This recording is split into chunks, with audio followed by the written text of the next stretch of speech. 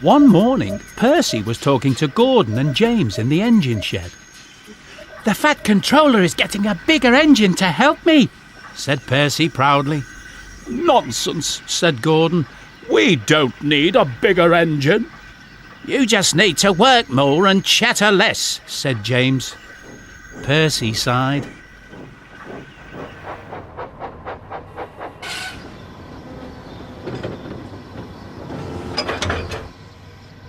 "No one listens to me. They think I'm a silly little engine and order me around. I'll show them." But he didn't know how. Later that day, Percy brought some coaches to the station.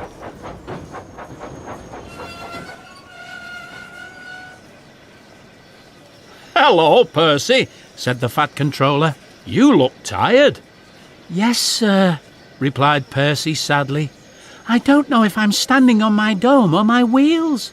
"Cheer up, Percy," laughed the Fat Controller. "The new engine can do the work here alone. You can help Thomas and Toby build my new harbour." "Oh, thank you, sir," said Percy happily.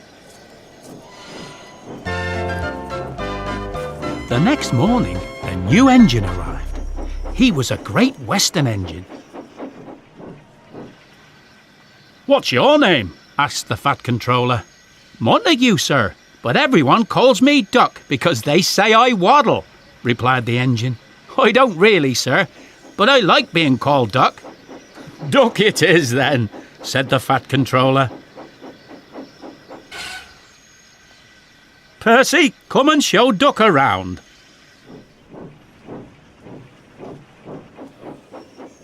Percy and Duck got on well. Duck knew how to make the trucks behave, and soon they were almost finished. James, Gordon and Henry watched Duck quietly doing his work. "Let's have some fun," they whispered, and they wheeshed, "Quack, quack, quack."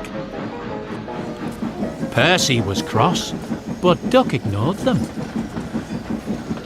Then the engines began to order him around.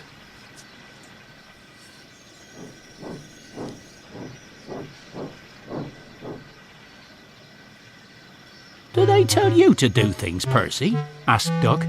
"Yes, they do," replied Percy. "Right," said Duck. "We'll soon stop that nonsense." And he whispered something to Percy. "We'll do it tonight."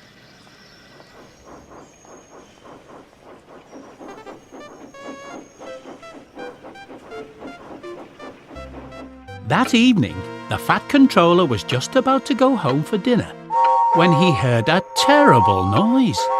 He hurried to the yard. Henry, Gordon and James were wheeshing furiously. "Stop that noise!" bellowed the Fat Controller. "They won't let us in," hissed Gordon. "Duck, explain this behaviour." "Beg your pardon, sir," said Duck politely, "but these engines are giving us orders.